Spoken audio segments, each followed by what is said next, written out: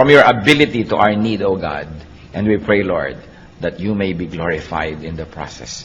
Especially as your word take fruits and bear fruits in our lives, bear fruits of righteousness, stability, peace, and godliness. May your word, Lord, be our food. And may you be the true speaker. Use your servant only as your footstool. But speak to your people. And in the name of Jesus, we reject, rebuke, drive away, bind the work of the devil. And set the Spirit free so that you, O Holy Spirit, may work in us and through us. Father, we commit this time to you, confident that you hear as we ask in Jesus' mighty name. Amen. Nanghihina ako. Naramdaman nyo na po ba sa buhay nyo yan na parang isang problema na lang bibigay na kayo? Parang ayoko nang makarinig pa, hindi ko na kaya, tama na muna ngayon, pagpahingahin muna ako. Kumisa ng mga problema dumarating sunod-sunod, ang panghihina sunod-sunod, nakaka-demoralize, may sakit ka na kumisan, wala ka pang pera, tapos pinagtaksilang ka pa ng iyong kabiyak, sunod-sunod, mo nanghihina ako. O kaya ang dating ng temptation, hindi mapatid-patid, nanghihina na tayo, gusto na nating bumigay. Or you might be discouraged, disillusioned, ang lahat ng effect niyan, panghihina. Magkakamag-anak po ang mga feelings na nagbibigay nitong weakness na ito sa ating puso. But ito ay isang kasinungalingan. Because Jesus is strength and power. Kaya ang mga anak niya ay dapat nabubuhay sa victory, sa strength, sa power. What do people say? People say, I'm afraid. What does God in the Bible say to Christians? Hindi bagay sa'yo. Kung natatakot ang ating mga kapatid, hindi bagay. Sabihan nyo nga katabi nyo, hindi bagay sa'yo ang matatakotin. Diba? Hindi bagay. Bakit? John 14:27, do not let your hearts be troubled and do not be afraid. Madaling sabihin, mahirap ipamuhay, lalo naunahan na tayo ng takot, naunahan na tayo ng pandaraya ng kaaway, at tayo sunod-sunod na ng mga kabiguan ang nangyari. We are made to believe and conditioned to believe that we are no match to the enemy. Indeed, we are no match, but the Lord is. Our victor is our champion who has already won the battle for us. 2 Timothy 1:7, for God did not give us a spirit of timidity, but a spirit of power, of love, and of self-discipline. Yan ang ibinibigay sa atin ng Diyos, spirit of power. Kaya masasabi natin, hindi bagay sa'yo. Kahit mga kapatid, tayo manalamin, nanghihina tayo halimbawa, manalamin kasi mo, anak ka ng Diyos, hindi bagay sa'yo. Sapagkat ang mga anak ng Diyos, kailangan kamukha ng Diyos. Kasi kamukha nga tayo dapat ng Diyos, kawangis, lalong-lalo sa ating kalooban. So, brothers and sisters, discipline yourself not to be afraid. It is a matter of habit. Natatakot tayo sa darating, natatakot tayo sa sakit, natatakot tayo sa pagtanda, natatakot sa kamatayan, etc., etc. At kamag-anak po niyan, yung sinasabi mo lagi, I'm worried and frustrated. It's part of being afraid and it's part of being weak. I'm worried. Ano po ang sagot ng Panginoon dyan? You're worried? Cast your cares on me. Cast your cares on me. 1 Peter 5:7, cast all your anxiety on Him because He cares for you. Di po ba kumisan meron tayong panghihina ng loob, may pamamroblema, pero pag nakahinga tayo sa ating kapalagayang loob, kay kapatid, kay kamag-anak, kay ibigan, lumalakas-lakas ang ating loob. Pero kumisan hindi natin kailangan makipag-date pa, mag-lunch tayo, magkape tayo para lumakas ang loob natin kasi ang Panginoon is only a prayer away. And through prayer, we can cast all anxieties and cares on the Lord. So kung meron tayong problema, isumbong mo sa Diyos. Nakatutulong kuminsan na may napagsusumbong-sumbongan tayong kapwa-tao, meron tayong nahihinga-hingahan, pero huwag yung magiging kapalit nung tayo na nanalangin at lumalapit sa Diyos. Another complaint of people tungkol sa panghihina, mahina daw ang isip, I am not wise enough. But the Lord answers, I give you wisdom. Huwag kang lagi nagdadahilan na hindi ako marunong sapagkat nagbibigay ang Diyos ng kaalaman. 1 Corinthians 1:30, Christ Jesus has become for us wisdom from God. Of course, once more, it has a specific meaning, but its general meaning is that we can have wisdom through the Lord. Learn. Hindi dapat lagi nating sinasabi, hindi kasi ako marunong. Kung mga isang buwan na nating sinasabi yan, 1 taon, 10 taon, tama na yon. We've got to learn. At kakambal niyang, I'm not wise enough. Ano pong laging maririnig mo sa mga tao? I don't know what to do. Pero ano pong sinasabi ng Biblia at ano sinasabi ng Panginoon dyan? I know. I will guide you. Proverbs 3, 5-6. Trust in the Lord with all your heart and lean not on your own understanding. In all your ways, acknowledge Him, and He will make your path straight. So, magtiwala sa Panginoon, huwag sa sarili. Huwag sumandal sa sarili lamang kaalaman, sapagkat maaaring yan ay only half-truth, half-lie, or a full lie, or a distorted truth. Sabi, in all your ways, acknowledge Him. Pag hindi po tayo sang-ayon sa kalooban, sa sinasabi, sa turo ng Diyos, doubt your scholarship, but do not doubt God. At kung tayo po ay hindi sang-ayon sa Diyos, siya ang ating sundin kasi siya yung Diyos at siya yung tunay na marunong. It is important to acknowledge our lack of wisdom and then seek God's wisdom. Ano po ang sabi ng mga tao doon sa mga, wala kasi akong alam, clueless ako, wala talaga akong alam dyan sa mga bagay na yan? Anong sagot sa atin ng Panginoon niya? Ask me, and I can give you discernment. Kaya yung panalangin sa Psalm 119, verse 1-5, I am your servant, give me discernment. So humihingi ng discernment to know right from wrong. Knowledge po, madali naman yan na makolekta kasi information lang yan But what do you do with knowledge? How do you apply knowledge? Then that becomes wisdom. Paano natin papakinabangan yung alam natin na informasyon? Kaya some people only become more and more knowledgeable, but it doesn't make them wiser. Kaya hindi ko mo edukado, marunong sa buhay. Kahit marami kong isang degrees, marami lang alam na information, pero hindi alam i-apply sa buhay yon, walang wisdom. Marami naman hindi nakapag-aral, pero talagang wise. Pag pinakinggan mo, daig pang nag-aral. Kasi magkaiba naman yung knowledge sa wisdom. But wisdom God can give, and discernment God can give. Kaya sa Psalm 119, 1-5, I am your servant, give me discernment. Pero may kondisyon, I am your servant. Ibig sabihin, ako po yung lingkod nyo, sumusunod sa inyo, napapasakop sa inyo, bigyan nyo ko ng kakayahan na makilala ang tama sa mali, because error often comes dressed as truth. Siyempre, yung kasinungalingan, dapat dumating yan na nakabihis na siya ay katotohanan para makapandaya. Alangan mang dumating ang kasinungalingan na hubad, di alam yung kasinungalingan yon. Kaya nakakapandaya. Dapat may discernment. At yan ay nahihingi. Ask God for discernment. Sa pagbabago po ng ating buhay, sa pagbabago ng ating pananaw, importanteng magbago muna ang ating isip at paraan ng ating pag-iisip. Kaya sabi sa Romans 12:2, be transformed by the renewing of your mind. Then you will be able to test and approve what God's will is. His good, pleasing, and perfect will. Yan ang kagustuhan ng Panginoon, tayo mabago. At wala pong nagbabago hanggang hindi mo na nababago ang paraan ng kanyang pag-iisip. Kaya ang ating isip ay pinapakain natin ng karunungan na nagmumula sa Diyos. At pagkatapos hinihingan natin ang pagpapala na yung karunungan na yun ay madilig at maging wisdom, maging applied knowledge. Kakambal ding reklamo ng mga tao dyan sa I'm not wise enough, hindi ako marunong. Yung nga iba excuse na yun Sa karunungan nga nila, nagkukunwa-kunwang di marunong para hindi maging responsible, para hindi mo asahan at huwag masisi. But the Bible says you can be wise. Hindi bagay sa mga anak ng Diyos ang hindi wise. Dapat ang mga anak ng Diyos ay wise. James 1:5, if any one of you lacks wisdom, he should ask God, who gives generously to all without finding fault, and it will be given to him. Nagbibigay pala ng wisdom ang Diyos. So kung wala kang wisdom, either hindi ka humingi o tinatanggihan mo yung binibigay ng Diyos. Pero kung tayo humihingi at handa tayong tanggapin yon, magkakaroon tayo nun. So we can learn to have wisdom. We can ask for such. And then we can be strong, because to be wise is to be strong. Isa pa pong reklamo sa panghihina, sabihin iba, mahina ang desisyon ko. I don't know what to do.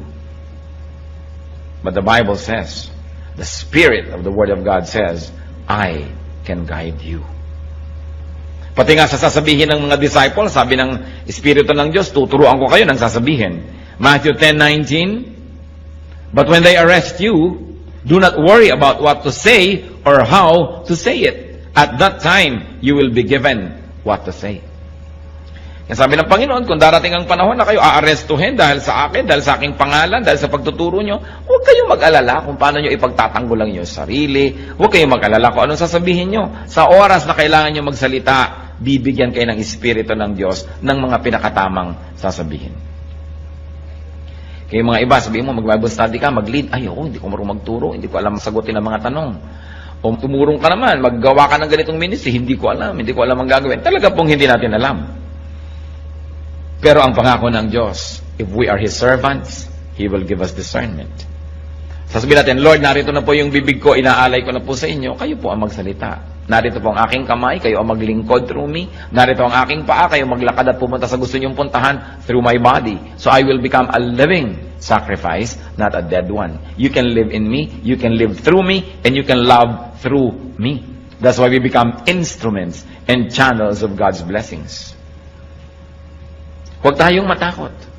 Ang mahalaga, inaalam natin ang pwede nating alamin. Hindi naman pwede natin sabihin na, oh Lord, kayo na po ang bahala, hindi na ako mag-aaral, wala na akong gagawin, bahala kayo.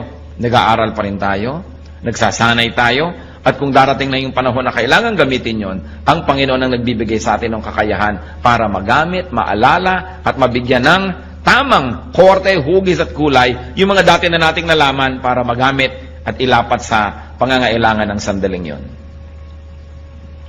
So we plant, the Lord makes it grow. So nag-aaral tayo, pagkatapos ang Lord ang magbibigay ng kakayahan na i-apply yung ating napag-aaralan.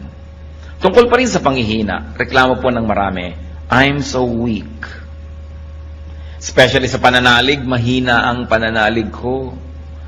Nagdadasal ako pero hindi naman ako naniniwalang ibibigay yung dasal ko, lalo't medyo extraordinary, medyo himala ang hinihingi ko, lalo't medyo hindi ko kita yung kasagutan. Kulang ako sa pananampalataya. I'm so weak when it comes to faith. But the Bible says you can be full of power. You know, the first century Christians were known not for their knowledge, but for their power. Pag ipinagpe-pray nila yung mga may sakit, nagagalingan. Pag may mga ginagawa sila, kahit imposible, nagagawa. And you know, the power to forgive, the power to love, that's the greatest power. Hindi po nasusukat yung power sa kaya nyo magbuhat ng mga tone-toneladang bakal, o kaya kaya nyong lumangoy ng milya-milyang dagat, o kaya kaya nyong tumalon mula sa taas-taas ng mga pinanggagalingan. Well, that is strength, it is not power. Ang tunay na power, yung nagmumula sa kalooban. Yung nakakamuhoy ang isang tao, tas naiibig mo pa rin, that's power.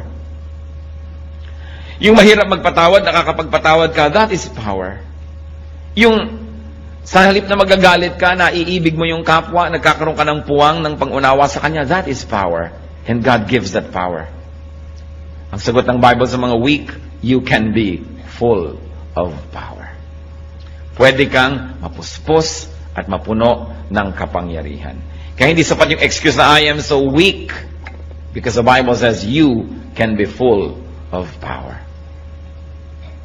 Hindi sapat na tayo ay maging puro bigay na lang ng bigay ng excuse.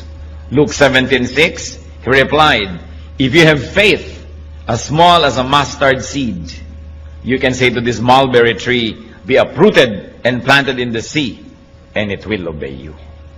Kung meron daw maliit na pananampalataya, kahit kasing liit man lang ng buto ng mustasa, na mas maliit pa yun doon sa ulo ng aspile, sabi ganon, kahit itong punong ito, utusan mong buhatin ang sarili niya at bunutin at itanim sa tubig, yun ang kanyang gagawin.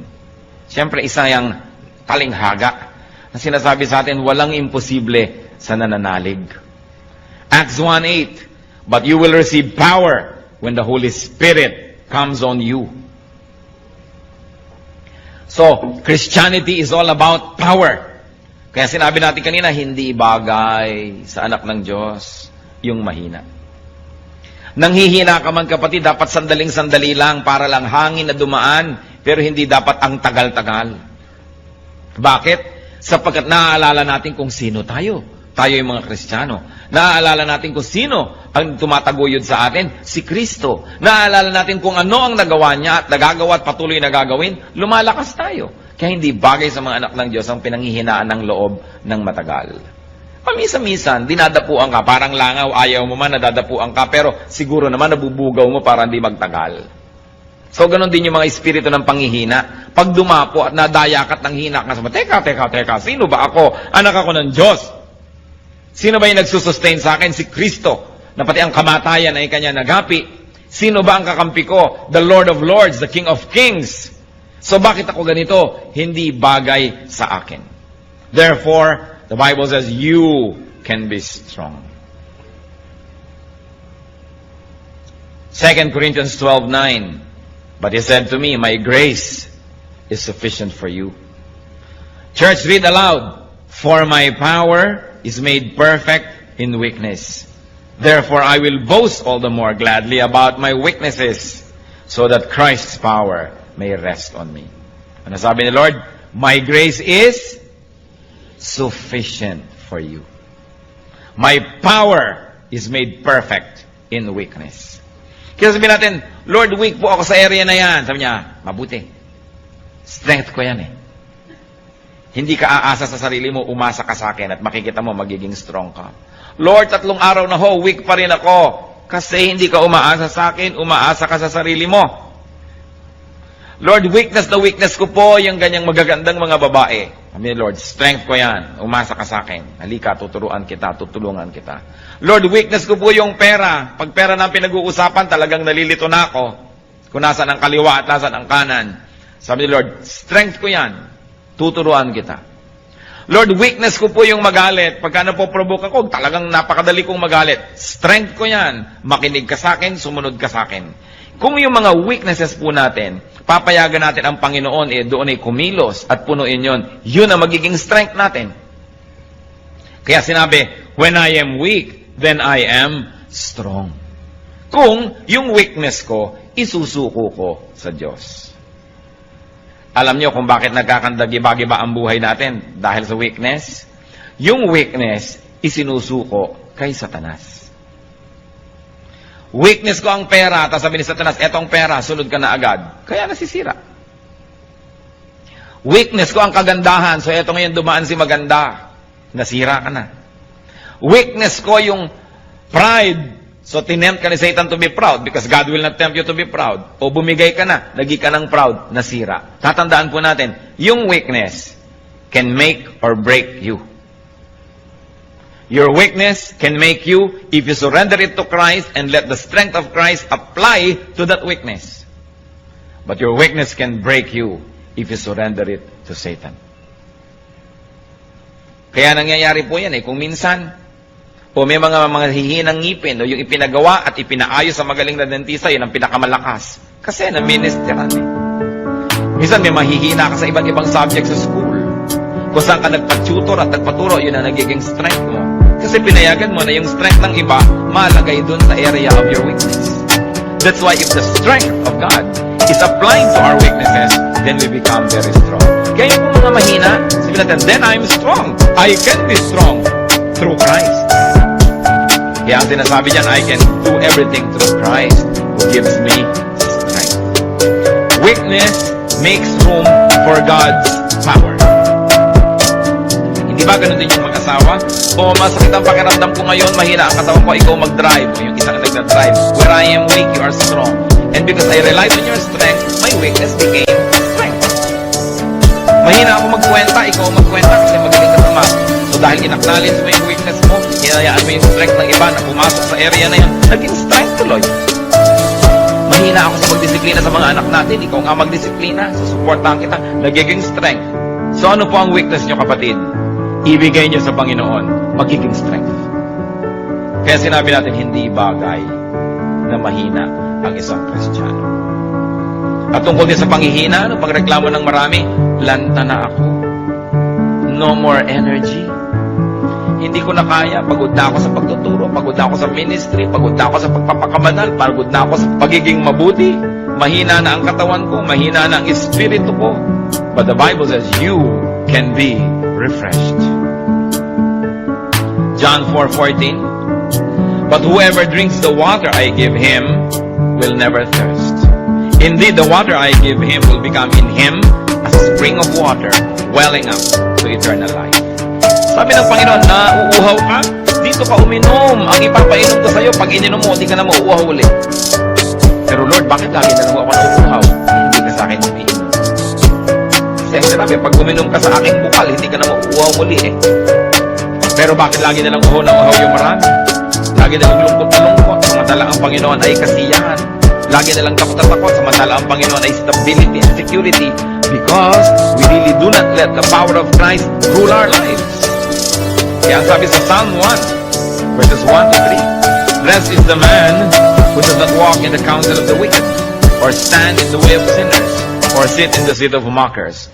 He is like a tree planted by streams of water, which yields its fruit in season, and whose leaf does not wither. Whatever he does prospers.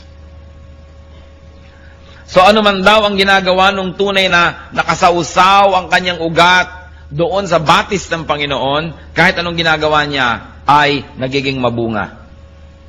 So paano natin malalaman kung hindi tayo nakasausaw sa batis ng Panginoon? Hindi tayo mabunga. Baliktarin nyo lang. Kasi pagka nakasausaw ka daw, mabunga ka, hindi ka mabunga, di ibig sabihin hindi ka nakasausaw. Hindi po, lagi naman ako sa church. Hindi ibig sabihin, no, nakasausaw na tayo sa tunay na salita ng Diyos.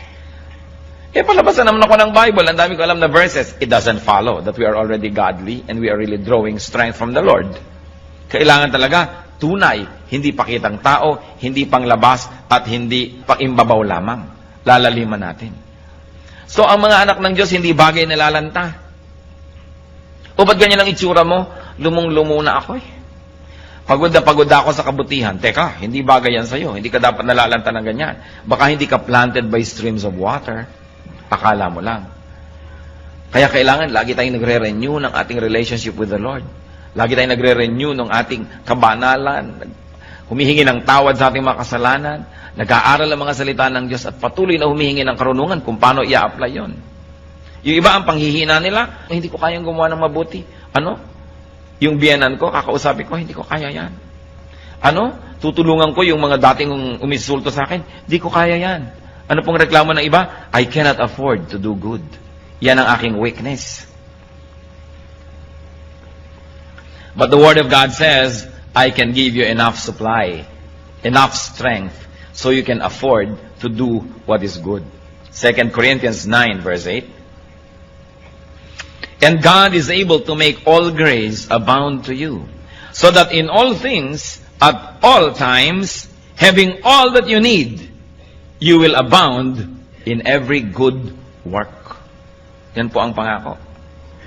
Aapaw tayo sa mabubuting gawa, sapagkat sa lahat ng panahon, aapaw ang grasya ng Diyos sa ating buhay. Sa lahat ng oras, sa lahat ng lugar, you will have everything you need.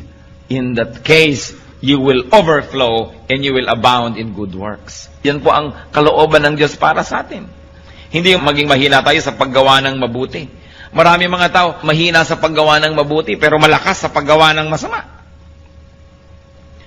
Hindi makapagpakumbaba, hindi makapagsabing I'm sorry, pero kayang-kaya niya magsabi ng masasakit na salita sa kapwa. Pag I'm sorry, hindi masabi. Pero pag masakit na salita, kaya.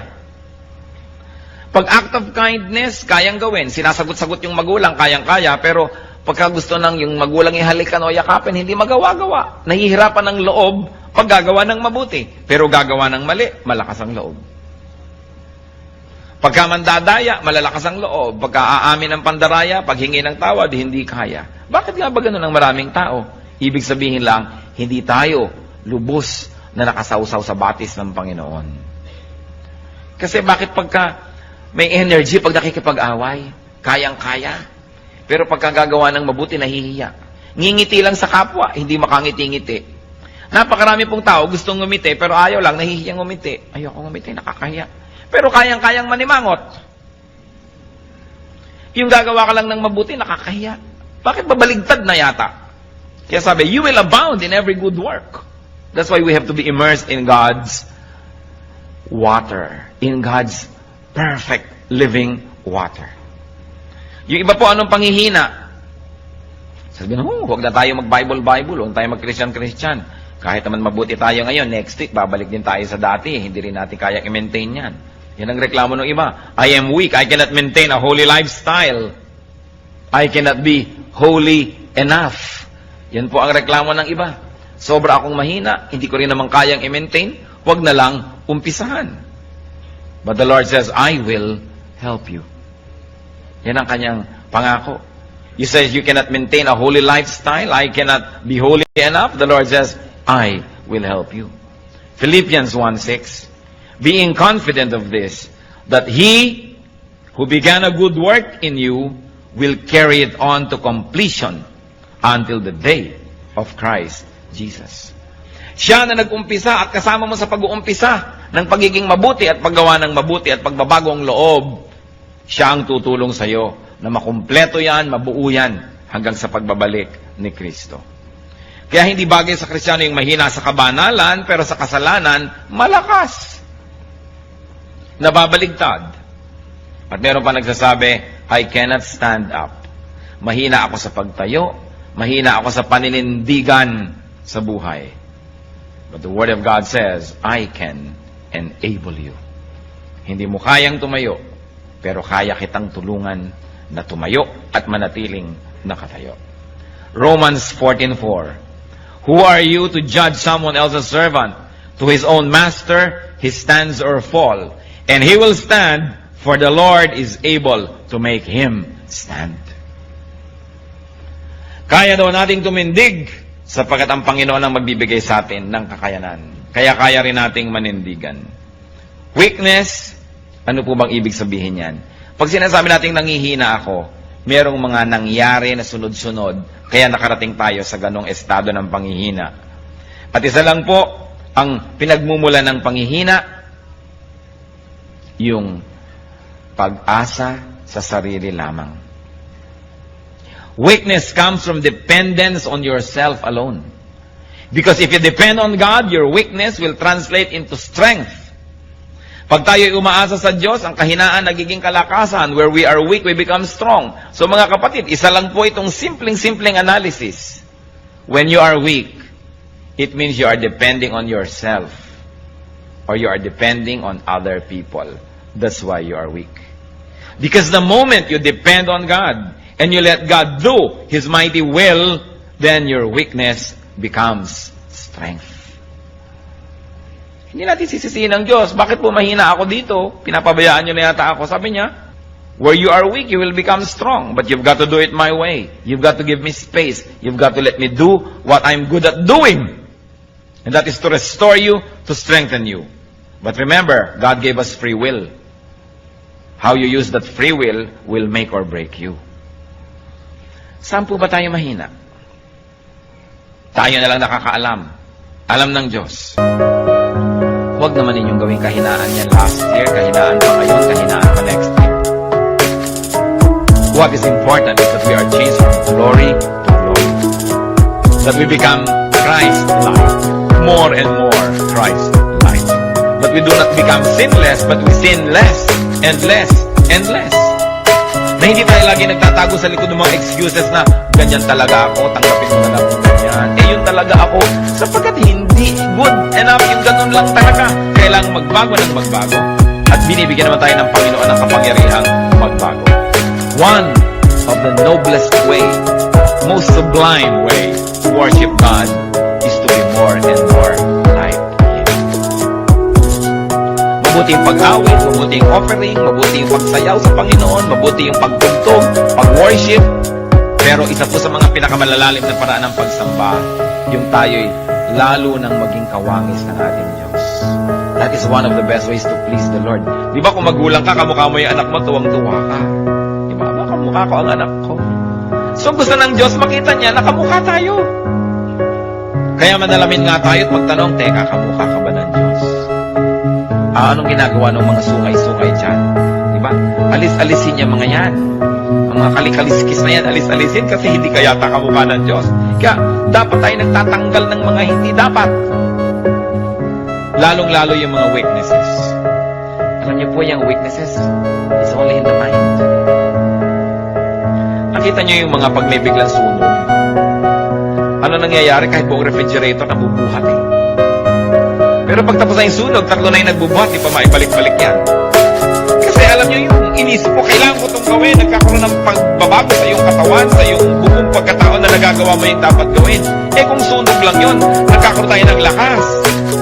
Eh di lalo na kung alam natin that this is a spiritual warfare, that we must win. Eh meron tayong lakas, lalo't ipinangako ng Diyos, I will never leave you, I will never forsake you. So niya, cast all your cares upon Him, for He cares for you. And when you are weak, you will become strong. What you must do is to allow the Lord to enter that weak area and to destroy. Huwag tayong tumanggi. Huwag tayong makialam sa Diyos. Sumuko na lang tayo.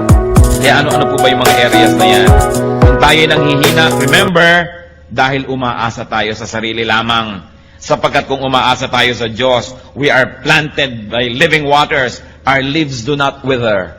We bear fruits in season. Sabi niya, I'll give you living water and you will thirst no more. Yet why do many of us thirst in various areas of our lives? We thirst in our emotional life, in our intellectual life. We thirst here and there. We long for what we should not be longing for. Sometimes we become jealous and covetous and mainggitin pa at kung ano-ano. It means that we are not letting the Lord work in our weakness. Isang inaalagaan pa natin yung weakness na yun na, alam mo naman, weakness ko, dapat pinapansin ako. Talaga pag hindi ako napapansin, nagagalit ako. At yung hindi ka mapapansin, nagagalit-galitan ka pa at dinadagdagan mo pa. Dahil sasabihin mo, ako ito, kailangan bilhin mong ako ito. No, we should be changed. Be changed by the renewing of your mind. Ang kagustuhan kasi natin kumisan, paikutin ang buong planeta, mag-adjust sa atin. Yung tuwang-tuwa tayong, huy, talagang pag nakakakita ng pula yan, nagagalit, kaya huwag ka magpapakita ng pula. Talagang pagka nai-ignore yan, nagagalit, kaya papansinin mo lagi. Lalo tayong bine-baby ng mundo, lalo lamang lumalaki yung loob natin sa ating mga kalikuan. Kaya pag alam natin, mali ako dito, Lord, I surrender this weakness to you. Turn it into strength. And I know that the Lord will do it because God said it. And if God said it, then it must be true. Hindi pwede na nabubuhay tayo sa weakness. Gustong-gusto ni Satan yung naniniwala kang weak ka eh. Kasi yung kaya mong gawin, hindi mo na ginagawa, nakumbinsi ka na hindi mo kaya. Alam niyo si Satan, pipigilin niya una na masave ka. Pipigilin niya na ipanganak ka muli, na magkaroon ka ng panibagong buhay. Pag di niya napigil yon, at di naman niya kayang pigilin, kung gugustuhin ng may katawan, di niya mapipigil. Pag di niya napigil yon, ang susunod niyang pipigilin, lumago ka sa pananampalataya. Pipigilin niya yan. Kukumbinsihin ka niya, hindi talagang maramdamin ka, dapat unawain ng mga taong maramdamin ka. Hindi talagang itong weakness mo, hayaan mo nang, yan ay i-maintain mo na, kasi konti lang naman ang weakness mo, dapat weakness mo na talaga yan, tanggapin na lang nila yan. Yan ang mga pandaraya ng kaaway para huwag tayo mag-grow. Sapagkat ang tao, pag ika ipinanganak na muli, dapat ka namang lumago at mag-mature. Kaya ang goal natin, first is to have a new life, the rebirth, and then to grow into maturity. Pero ang dami hindi nagmamature. Because they continuously believe in the lies of Satan na okay ka na, pwede na yan. Kailangan hindi. Kailangan patuloy tayong humihingi ng pagbabago. At pag nag-grow ka, nagiging kang strong, anong gagawin ni Satan? Bibigyan ka ng mga kadayaang, mahina ka, hindi mo kaya. Masakit ang katawan mo ngayon, meron kang sakit sa bato, meron kang diabetes o mahina ka. Kaya tuloy, idadamay na niya yung pati lakas ng loob mo, espiritu mo, panghihinain ka na sa lahat ng area. Wala kang pera, hindi mo kayang gawin yan. Ang weakness mo, wala kang pera. Bakit? May pera ba yung mga apostles? May pera ba si Kristo? May pera ba sila nun? Ang dami nila nagawa. May wala kang ganito, wala kang ganyan. Puro pandamaya. Ang ibig sabihin lang, mahina ka, mahina ka, mahina ka. Ikaw naman naniwala na, mahina nga ako. Kaya siya ngayon, nakaka-take over. But when you do not give Satan the space, he will never have space. That's why the Bible says, resist the devil and he will flee from you. Just resist, you don't have to fight. Bakit mo lalabanan yung demonyo? Malakas yun. Nilabanan na siya ng Panginoon at natalo na. Kaya hindi na dapat tayong parang lagi nakikipagtunggali. Sabi natin, teka, tapos na ang labanan na. Bakit nakikipaglaban na naman ako? Nadaraya yata ako Narito na lang ako para kunin yung premyo. Narito na lang ako para mag-enjoy ng victory ng Panginoon kasi siya yung lumaban para sa akin. Ano't nakikipaglaban na naman ako? Dinadaya tayo eh. Victory is already ours. Kaya pag nadadaya kang hindi ko to kaya, sabi mo, it's a lie because the Lord already rose from the grave. Binayaran na lahat ng kasalanan. Tinalo na si Satanas. Bakit ako mamumuhay na talunan? Bakit? Alagad ba ako ni Satan? Hindi. Bakit katalunan? Siya yung talunan. Dapat dito ka sa kabilang panig sapagkat ang Panginoon ay nanalo. Kaya tayo, we can have victory.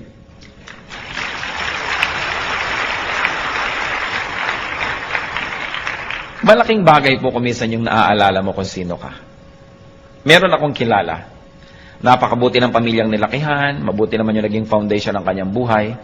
Sa kalagitnaan ng buhay niya, nalulong siya sa mga bisyo, nakasama niya mga maling tao, nadala siya ng nadala sa mga putikan at sa mga kasalanan at sa mga kamalian, naiba siya ng naiba yung pananaw niya sa sarili niya, nawalan siya ng self-respect, nakalimutan niya pati table manners na alam naman niya, nalimutan niya yung pagbibihis ng tama na alam naman niya, kasi hinila siya ng hila pababa ng kanyang environment. Pero minsan nakasakay siya sa jeepney at sa traffic. Napag-isip-isip niya kung sino siya at sinong pinanggalingan niya. Sabi niya, teka, pag tinitingnan ko yung sarili ko, hindi ako ito. This is the distorted version of me. And I was distorted because of the wrong company I kept. I was distorted because of the wrong beliefs I espoused. I was distorted because of the wrong activities that I indulged in. Babalik ako sa aking sarili. Babalik ako kung sino ako talaga. At ginawa po niya yon. At nakabalik siya sa kanyang dating status. May paggalang sa sarili, merong dignity, at iginagalang ng iba. Tayong mga anak ng Diyos, we are created for holy work. We are created for dignity. We are created for respectability and for fruitfulness. If this is not happening in your life, mag-isip-isip dahil hindi ito ang tunay niyong pagkatao. Tayong anak ng Diyos, ang pagkatao natin, yung pagkatao ni Kristo, yung Espiritu ng Diyos. Kaya kailangan nabubuhay sa buhay natin yan, sa puso natin. Titingnan natin ang mga pinagsasasabi ng ating bibig kung tama sa identity natin, ang ating lifestyle, ang ating ginagawa. We are a royal priesthood, a holy nation, servants of God. Less than that, hindi bagay sa atin. Kaya dapat meron tayong dignity. Hindi hahabol-habol ka ng kahit konting pagtingin, namamalimos ng pag-ibig kahit na isang laang kaluluwa sa impyerno may umibig lang sa'yo. Teka, iniibig ako ng Diyos. Kung kailangang ibigin mo ka na, magkakasala pa ako, habul-habulin lang kita, wag na, sa'yo na ang pag-ibig mo, hindi bagay sa akin yan. Anak ako ng King of Kings and Lord of Lords, hindi bagay na isinasangla kong kaluluwa ko, magkapera lamang, magkaroon lang ng mga hinahangad ko, kayang ibigay sa akin yan ng Diyos, God's way, not through Satan's way. Don't live in a lie, you are a child of God. Mahalaga inaalala mo, sino bang magulang ko? Di ba ang Diyos? Hindi naman si Satanas. Ba't ganito ang nangyayari sa buhay ko? Bakit sinusunod ko si Satan? Mali! Sino tayo? Sabi sa Bible, but you are a holy nation. You are a royal priesthood. You are the children of God, children of light. You are the inheritors of all of God's creation. Seed of Abraham through Christ. Pag naaalala natin kung sino tayo, mamumuhay tayo above all our weaknesses. Mamumuhay tayo ng kagalang-galang na paraan. Kung kinakailangang mabawasan yung material blessing na yan, basta maging kagalang-galang tayo, di bale. Pero hindi tayo magpapakahamak, magpakadusta-dusta, magkaroon lang ng kotse, magkaroon lang ng bahay, magkaroon lang nito. Sapagkat lahat ng bagay na yan, lilipas din. Hindi kailangan na yung Espiritu, which is forever, will be sacrificed for something, for some matter, which will decay in a matter of years. It's important to remember who we are. Because when we do, we live according to the true identity. Sasabihin nyo, pero, sino ba ako? Dati naman talaga akong taong putik. Dati naman talaga ako nasa kasalanan. Dati naman, no! 2 Corinthians 5:17, if anyone is in Christ, he is a new creation. The old is gone, the new has come. May bago na tayong pagkatao at dapat tayong mabuhay according to that new person and new personality. Nilimutan ng Diyos yung dati nating mga ginawa, mga kasalanan at mga pagkakamali. Bigyan tayo ng bagong pasimula. Kaya dapat yun na ituloy na natin. Hindi yung sinasabi sa Bible that the seed is washed only to wallow in the mire. Hinugasan na ng hinugasan, pagkatapos babalik din lang sa putik. Nahugasan na tayo, panindigan natin. At hindi tayo dapat magpabalik-balik sa mga kamalian. Huwag kayong magpapadaya that you are weak. Because in Christ, we can do everything. Through faith, we can do anything. Weakness means dependence on oneself. Strength comes from dependence on Jesus. Kaya kung nangihina, alam natin yon, umaasa sa sarili. Bakit pinanghihinaan ng loob? Ang dami kong gagastusin, wala akong pera sa bulsa. Umaasa ka sa sarili mo. Maaaring bigyan ka ni Lord ng pera, o maaaring alisin niya yung gagastusin, o maaaring bigyan niya ka ng kalakasan para harapin yon. Naku, ano kaya ang gagawin ko pagtanda ko? Paano yan? Wala akong savings, wala yata ako na ipon. Umaasa ka sa sarili. Kung umaasa ka sa Panginoon, lalakasan yung loob.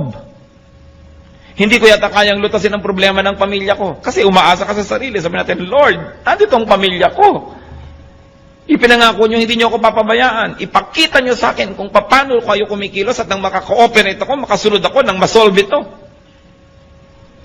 Pero oras na humiram tayo ng kasangkapan from Satan to solve our problems, na-solve ng konti, pero ang laki ng bayad, lalong mas malaking problema ang kasunod.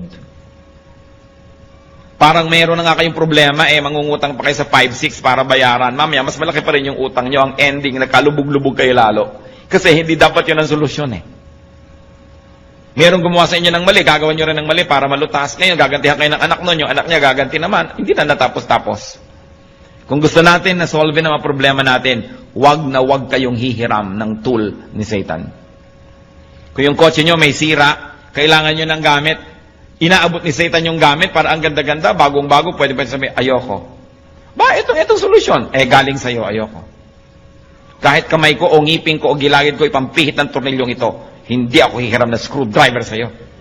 Diba? Dahil si Satan ka Hindi ka naman mabuti Hindi ka naman mabait. Sabi ni Lord, you come only to steal, kill, and destroy. Ano't inaabutan mo ako ngayon? Alangan namang love mo ako. Daya yan. Pag kinuha ko yan, may bayad. Huwag na. Huwag kayong hihiram ng tool ni Satan dahil lalo niya kayong ilulubog. Yung mga iba dyan, misis, pinagtaksila ng asawa, pastor, kaya magtataksil na rin ho ako. Bakit? Hihiram ka na kay Satan. Gumiram yung asawa mo ng ganung tool, yun naman ang ibabalik mo sa kanya, di pareho na lang kayo ngayon. Lalo ka nang nawala ng pag-asang maahon-ahon dyan. Dati kalahati lang ng inyong partnership ang nasa dilim, ngayon pareho na, di lumubog ka lalo. Huwag hihiram kay Satan. Pag nanghihina tayo, palakasin lang ang loob, kay Satan hihiram. Huwag na huwag. He comes only to steal, to kill, and to destroy. Hindi niya kayo mahal. Kaya huwag kayong padadaya, natatanggap ng anything kasi may bayad yon. Umasa sa Panginoon. Ang sabi niya, I will never leave you. I will never forsake you. At si Jesus, hindi sinungaling. God is only a prayer away. Kung ano man yung mga weaknesses natin na yan. Weakness ng ating personality, weakness ng ating espiritu, weakness ng ating katawan, weakness ng ating pag-iisip. God is our strength. At sabi niya, cast all your cares upon me, for I care for you. Aming Diyos, kami po'y lumalapit. Nilalapit na aming puso na kumisa na dinadalaw ng panghihina. Kadalasan ay nadadaya na rin ng mga kahinaan. Kayo na nakababatid ng kalagayan ng bawat isa. Kayo na nakakakita ng puso namin, Panginoon. Inihahain po namin ang puso namin sa inyo. Hinihingi namin, pakalinisin ninyo. Salain ninyo ang mga kasinungalingan na tinanggap nito at alisin nyo po sa aming puso. At puspusin nyo kami ng espiritu nyo. Espiritu ng kapangyarihan, ng kaliwanagan, ng kabanalan. Lord, hubaran mo po ng mga balat kayo ang mga ginagawa ng kaaway at nang makita namin na ito'y masama. Unmask the work of the devil so that we may recognize it for what it is. And give us the wisdom to know your work apart from the work of the evil one. Huwag na huwag kaming hihiram ng tools from Satan, Panginoon. At sa mga kahinaan namin ito, alam nyo ito, kayong lumikha sa amin. Di pa man kami sinisilang, nasilayan nyo na kami sa sinapupunan ng aming mga ina. At alam nyo, Panginoon, ang mga kahinaan namin. And we ask you, Lord, like empty cups, we fill our hearts to you. Fill our cups with your strength. Fill our hearts with your power. Palitan mo ang mga kahinaan namin ng kalakasan mo, O Panginoong Jesus. At itinataboy namin ang anumang hinihiram naming kalakasang huwad galing kay Satan. In the name of Jesus, we reject all things that we have mistakenly borrowed from the evil one. All methodologies, all tools from Satan, we reject and rebuke in the name of Jesus. At Lord, kami nagbibihis ng iyong pong kapangyarihan. Clothe us with your strength. We are the people of strength because we are your people. Because we are your people. Because we are your people. Because we are your people. Because we are your people. Because